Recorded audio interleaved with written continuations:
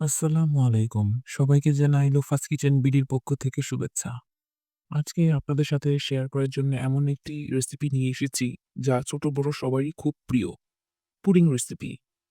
পুডিংটা কমবেশি সবাই বানাতে পারে, কিন্তু দেখা যায় যারা নতুন আছেন তারা বানাতে গেলে পুডিংটা ঠিকমতো জমে না। পুডিং ডিমোল্ড করতে গেলে ভেঙে যায় কিংবা নরম থেকে যায়।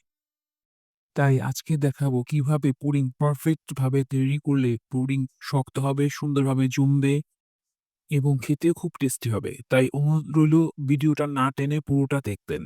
সকল প্রকার টিপস সহ আজকের এই ভিডিওটি আপনাদের জন্য শেয়ার করছি। তাহলে চলুন ভিডিওটি শুরু করা যাক। তার আগে আমার চ্যানেলটি যারা সাবস্ক্রাইব করেছেন তাদের কাছে আমি আন্তরিকভাবে কৃতজ্ঞ জানাচ্ছি, এবং যারা আমার চ্যানেলটিকে এখনো সাবস্ক্রাইব করেনি অনুরোধ রইলো তারা কাইন্ডলি প্লিজ আমার চ্যানেলটিকে সাবস্ক্রাইব করে দিন, এবং এই ভিডিওটি ভালো লাগলে অবশ্যই একটি লাইক দিয়ে দিবেন প্লিজ। আমি এখন পুডিং তৈরিতে চলে আসলাম। আজকে পুডিং তৈরি করার জন্য আমি কোনো মোল্ড ব্যবহার করছি না। আমি ঘরে থাকা সাধারণ একটি গোল বাটি ব্যবহার করছি। এই বাটির মধ্যে আমি ২ টেবিল চামচ চিনি নিয়ে নিয়েছি। বাটিটা আমি ইলেকট্রিক চুলায় বসিয়ে দিয়েছি। এখন আমি এই চিনিগুলোকে গুলিয়ে ক্যারামেল তৈরি করব। যেহেতু এটা একটা শক্ত ক্যারামেল হবে, সেজন্য আমি এতে কোনো পানি ব্যবহার করব না। তার জন্য আমি একটি স্প্যাচুলার দিয়ে চিনিগুলোকে বাটিটার মধ্যে ছড়িয়ে দিলাম। হিটে আস্তে, আস্তে চিনিগুলো গলতে শুরু করলে হালকা নেড়ে দিতে হবে, এবং অবশ্যই খেয়াল রাখতে হবে যাতে চিনিগুলো এক পাশ দিয়ে পুড়ে না যায়। আপনারা হয়তো খেয়াল করছেন চিনিগুলো এক পাশ দিয়ে গলতে শুরু করেছে, তাই চিনিগুলোকে নেড়ে ভালোভাবে মিশিয়ে দিতে হবে। অবশ্যই চিনিগুলোকে উল্টে-পাল্টে নেড়ে দিতে হবে, কারণ যদি এভাবে রেখে দেওয়া হয় তাহলে এক পাশ দিয়ে হিটে চিনিগুলো পুড়ে যাবে এবং তখন ক্যারামেলটা খেতে তেতো লাগবে, পুডিংটা খেতেও তেতো লাগবে। তখন আর পুডিংটা মজা লাগবে না। নাড়তে, নাড়তে চিনিটা যখন গলে আসবে, যদি খেয়াল করে দেখেন যে চিনিটা বেশি হিট হয়ে যাচ্ছে, তখন অবশ্যই চিনিটা চুলা থেকে উঠিয়ে নেবেন। উঠিয়ে ভালোভাবে নেড়ে হালকা ঠান্ডা করে আবার চুলাতে বসিয়ে দেবেন। যদি চিনিটা গলে যায় তাহলে আর বসানোর প্রয়োজন নেই। সমান করে রেখে এটা বাটিতে ঠান্ডা করে নিলেই হবে। আর যদি দেখেন যে চিনিটা সম্পূর্ণ গলেনি, তখন পাশের যে চিনিগুলো আছে সেগুলো মাঝখানে নিয়ে এসে আবার চুলার মধ্যে বসিয়ে দেবেন। শুধু খেয়াল রাখবেন এখন যে কালারটা হয়েছে হালকা গোল্ডেন কালার, এর থেকে বেশি যাতে গাঢ় না হয়। ক্যারামেলটা এখন হয়ে গেছে। এখন আমি ক্যারামেলটাকে বাটিটার চারোপাশ দিয়ে সমানভাবে লাগিয়ে নেব, এবং ক্যারামেলের মধ্যে যে বাবলস তৈরি হয়েছে সেগুলোকে একটি স্প্যাচুলার দিয়ে আমি ফাটিয়ে নেব। না হলে দেখা যাবে এটা যখন ঠান্ডা হবে তখন এর মধ্যে ফাঁকা, ফাঁকা রয়ে যাবে। তখন পুডিং এর উপর দিয়েও জায়গা, জায়গা দিয়ে সাদা দেখা যাবে। বাবলস গুলো তখন ফেটে যাবে এবং সে জায়গাটার মধ্যে আর ক্যারামেল থাকবে না। তাই অবশ্যই সম্পূর্ণ ঠান্ডা হওয়ার আগেই স্প্যাচুলা দিয়ে নেড়ে এই বাবলস গুলো ফাটিয়ে দিতে হবে, এবং ক্যারামেল যাতে বাটির মধ্যে সমানভাবে ছড়িয়ে থাকে সেদিকে খেয়াল রাখতে হবে। তাহলে পুডিংটা দেখতেও খুব সুন্দর লাগবে। ক্যারামেল বাটিটাকে আমি সাইড করে রেখে দিয়েছি। এখন আমি পুডিং এর প্রস্তুত প্রণালীতে চলে আসলাম। এখানে আমি ৪ টা ডিম নিয়েছি। ৪ টা ডিম আমি একটি বাটিতে নিয়ে নিচ্ছি। ডিম নেওয়ার সময় খেয়াল রাখতে হবে, ডিম যদি একটাও নষ্ট বের হয়, সেক্ষেত্রে আমাদের পুরো মিশ্রণটাই নষ্ট হয়ে যাবে। তাই আপনারা যদি সম্ভব হয় অন্য একটি আলাদা বাটিতে একটি, একটি ডিম ফাটিয়ে নিতে পারেন। এতেও রিস্ক কম থাকে। ডিমগুলো নেওয়া হয়ে গেছে। এখন আমি এতে চিনি নিয়ে নেব। এখানে যে উপাদানগুলো ব্যবহার করা হচ্ছে, আমি প্রত্যেকটার মাপ ডেসক্রিপশন বক্সে দিয়ে রাখবো। কাইন্ডলি আপনারা চেক করে নেবেন প্লিজ। এখানে আমি ১ চিমটি লবণ নিয়ে নিচ্ছি। এতে মিষ্টি ব্যালেন্সটা ঠিক হয়। যারা মিষ্টি খাবারে লবণটা পছন্দ করেন না, তারা চাইলে স্কিপ করে নিতে পারেন। এখন আমি একটি হুইপস দিয়ে এই মিশ্রণটাকে ভালোভাবে মিশিয়ে নিচ্ছি।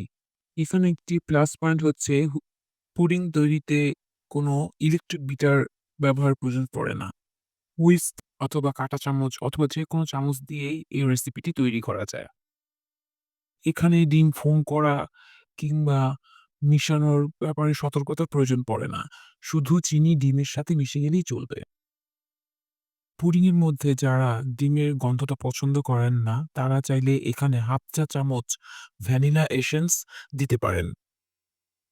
আমি এখন এই ডিমের মিশ্রণের মধ্যে দুধটা দিয়ে দিচ্ছি। আমি এখানে বাজারে প্যাকেটজাত দুধ ব্যবহার করেছি। আমি এখানে ০.৫ কেজি দুধ আগে থেকেই জাল করে নিয়েছিলাম। আমি এই গরুর দুধটাকে ফুটানোর পর, বলক আসার পর ১-২ মিনিট ভালোভাবে জাল করে হালকা একটু শুকিয়ে নিয়েছি। এতে পুডিংয়ের টেস্ট খুব ভালো হয়। মিশ্রণটা এখন সম্পূর্ণ তৈরি। চিনি, ডিম, দুধ সব একসাথে মিশে গেছে। এখন আমি এই মিশ্রণটাকে বাটিতে ট্রান্সফার করে নিচ্ছি। দুধ, ডিম এবং চিনির মিশ্রণটাকে বাটিতে ট্রান্সফার করার আগে অবশ্যই খেয়াল রাখতে হবে ক্যারামেলটা যাতে সম্পূর্ণ ঠান্ডা হয়ে যায়।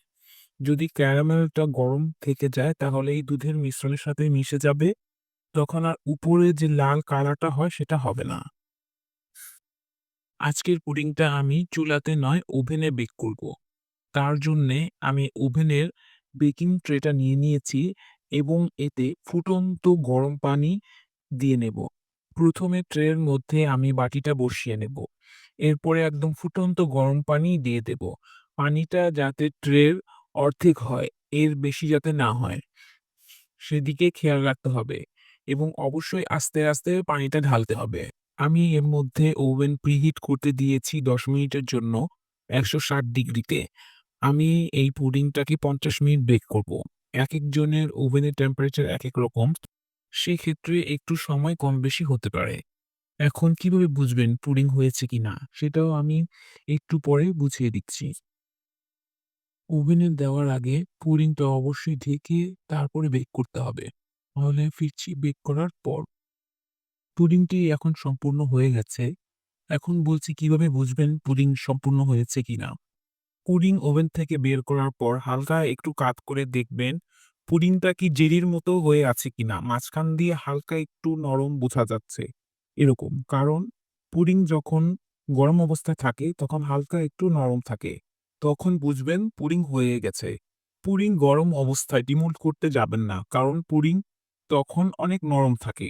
সম্পূর্ণ ঠান্ডা হওয়ার পর ফ্রিজে ০.৫ ঘন্টা রাখার পর তখন বের করে পুডিংটা এভাবে কিনার দিয়ে ছাড়িয়ে ডিমোল্ড করবেন। ওভেন থেকে পুডিং বের করার পর যদি দেখেন খুব বেশি নরম, হালকা একটু পানির মতো নড়ছে, তখন বুঝবেন যে পুডিংটা আরেকটু হবে। তখন আবার আরেকটু বেক করে নেবেন। এখন খেয়াল করবেন আমি কিভাবে ডিমোল্ড করছি। উপর দিকে একটু বড় সাইজের প্লেট নিয়ে তারপর বাটিটাকে ২ হাত দিয়ে ধরে হালকা করে উল্টে দেবেন। সাথে, সাথে সম্পূর্ণ বাটিটাই উল্টে দেবেন। কাত করে রাখবেন না। তাহলে পুডিংটা কিনার দিয়ে ভেঙে যাবে এবং সম্পূর্ণ পুডিংটা নষ্ট হয়ে যাবে। আপনারা খেয়াল করলেন যে আমি কিভাবে পুডিংটাকে উল্টে দিয়েছি এবং দেখুন মাশাআল্লাহ পুডিংটা কত সুন্দর সেট হয়েছে। দেখতেও খুব সুন্দর লাগছে।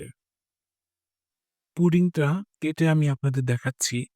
দেখলে আপনারা বুঝতে পারবেন বাটার নাইফটা কত সুন্দর স্মুথলি পুডিংটির ভিতরে ঢুকে গেল। মানে আমি আপনাদের বলে বোঝাতে পারব না। পুরিটা এত সফট, এত ক্রিমি এবং এত স্মুথ হয়েছে। আমি ভিতরের স্লাইসটা কেটে আপনাদের দেখাচ্ছি। কোনো ছিদ্র, ছিদ্র ভাব নেই, একদম সলিড একটা পিস। আমি যে সকল টিপস আপনাদের সাথে শেয়ার করেছি, সকল টিপস ফলো করে আপনারাও তৈরি করতে পারবেন এরকম একটা ক্রিমি এবং টেস্টি পুডিং। তাহলে আজকে এ পর্যন্তই। দেখা হবে নেক্সট ভিডিওতে। আল্লাহ হাফেজ।